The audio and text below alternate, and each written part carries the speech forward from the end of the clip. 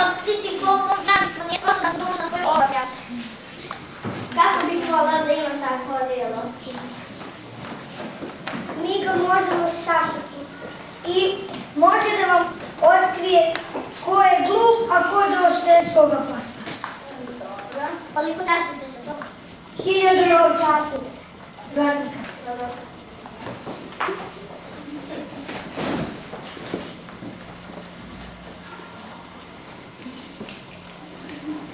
Baš bih voleo da vidim dokle su stigli sa radom. Poslaću svog poštenog ministra da vidi kako napreduje odijelo. Ministre, dobar dan. Završili ste? Sad ćemo. Izvolite, molim vas, izvolite prići bliže. Zar nisu lijepe boje i divne šare na tkanini? No ništa ne vidim, znači da sam glupa, ne, nikako ne smijem da kažem kraju, ne vidim tkaninu. Jeste li završili? Ne. O, divno je, prelepa je. Kad ćete završiti? Za 2-3 dana. Tome se radujemo. Da? Dobar dan, rekli su jedno 2-3 dana, kad se završili. Normalno.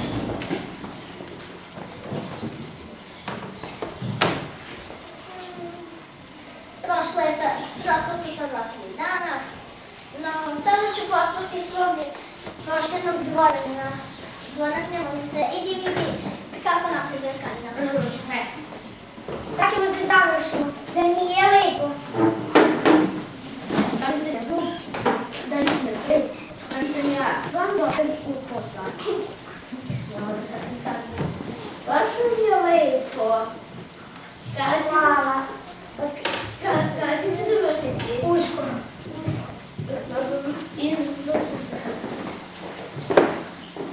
Uskoro ću se završiti carna.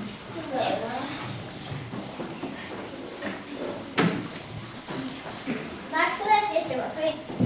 Evo sad ćemo da završimo. Zar nam nije lepo odijelo?